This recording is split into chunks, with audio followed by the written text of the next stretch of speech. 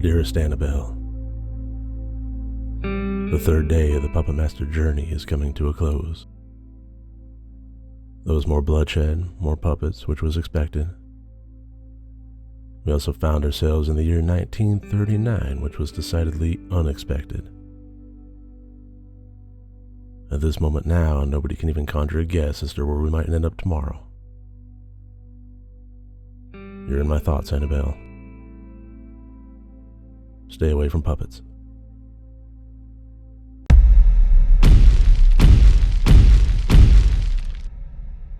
Hello and welcome to RotD Review of the Day, and today I am reviewing the third entry in the Puppet Master franchise, Puppet Master 3, made in 1991. And I thought that this was actually a marked improvement over the last one. I wasn't a huge fan of number 2. If you watched that review, I thought that the Toulon character, the way that they handled him was kind of rough feeling in terms of how he was presented in the first one. And it was way too much monologuing. It just drug out. And this one fixed a lot of that. First of all, the Toulon character is back to his, lovable character roots, and you want to root for him. He's not an antagonist, and he is just simply a guy trying to make his way and following the path that is kind of created for him. This movie is set in 1939 in Berlin, and he plays a Jewish puppeteer. And obviously, he runs afoul of the Nazis, and the movie takes off from there. If I had any major complaints with this one, it would be that in terms of a movie versus real life, this is a situation where the evil of real life was way, way, way more evil. Nazis were obviously in this movie, and they were depicted as bad guys, but if it were a realistic movie, then this movie would probably be about 4 minutes long, including 3 minutes of opening titles. Just saying.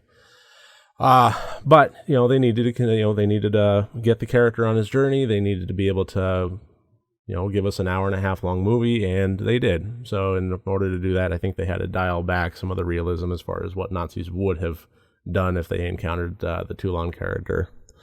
So let's get into the categories. As always, 4 different categories, each one worth up to 25 points for a total possible score of 100 points.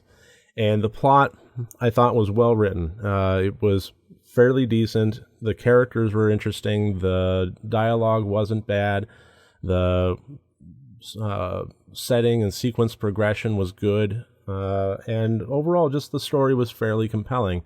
It wasn't cinematic excellence, but it was enjoyable. It was I was able to follow it. It didn't seem disjointed, and I gave the plot 14 out of 25 points. Overall, pretty good.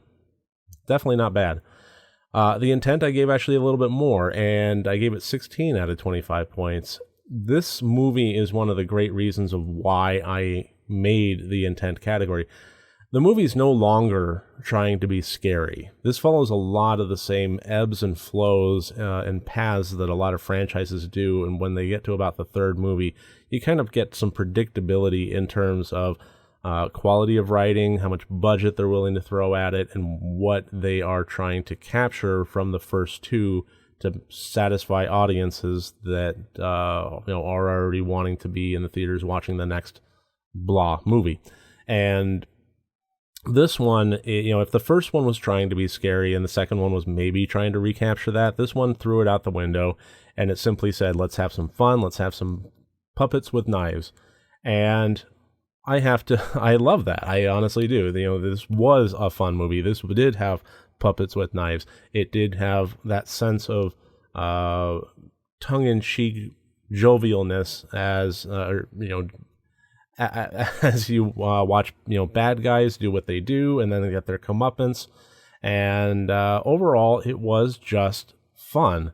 So I gave 16 out of 25 for the intent. I thought it was really, really decent, and what it set out to do, it achieved. Not everything needs to be Ben-Hur or Lawrence of Arabia. Sometimes you just want a killer puppet movie, and this one gave it to us.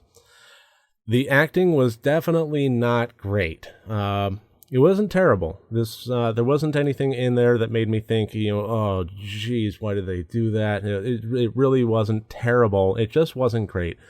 The Without giving a whole lot of spoilers, I really don't consider this to be too much of a spoiler, but the character of Blade, the puppet Blade, this is his origin story and kind of the genesis of him. It's not centered around that. It just is an element of this movie.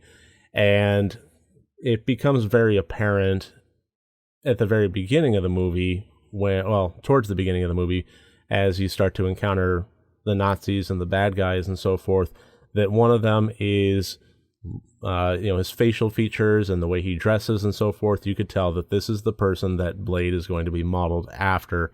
And that character, I thought, was actually really good. As far as the acting goes, I thought that he did a very decent job. Little bit one-dimensional, but I don't think that was the fault of the acting. I think that was more the character development in the actual script. So, acting 8 out of 25. It definitely was not terrible. It had some painful moments, but so be it. Now, the technical, I think, is the portion which stands out the most in this movie, and I gave it 17 out of 25 points. It has some of the best kills of the series that has happened so far. I mean, I know we're only in the third one in, we have 13 total, but so far, without giving spoilers, the last major kill is, it's not just great, it's iconic. When it started, and it is kind of, it takes its time with this one, and when it started, I was thinking, well, this is gruesome, this is interesting, and then once I saw where they were going with it, I thought, this is now iconic. This is, like, if I think of the Puppet Master franchise and somebody asked me to name, just 5 scenes from all 13 movies, I guarantee that this is going to be one of them. I loved it. The puppetry, as always, was, pretty darn good. I thought that the stop motion was good. They definitely had a lot more of the puppets in this one, which is something that I've been asking for, and they delivered. They included a new one, 6-shooter, who's absolutely adorable. I love him to pieces.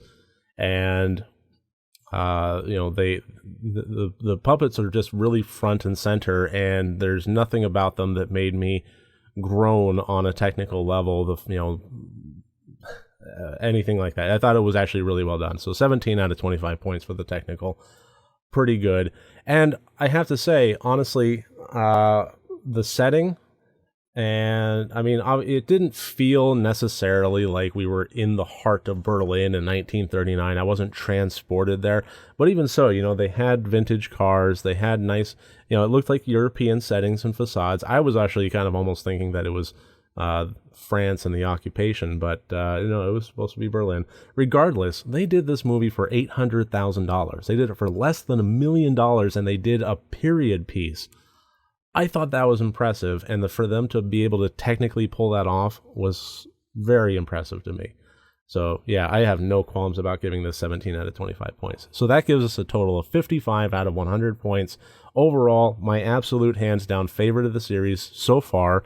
I hope this quality of, this trending quality of it continues, and we see better and better as it goes on. I kind of doubt it, but I'm excited to find out. So that should about do it for this one. I'm going to have a deep dive, spoiler-filled, where I'm going to discuss some elements of this movie in more detail. Other than that, I really appreciate you joining me, and next time you want to watch a horror movie, first make sure that it's good and rotted.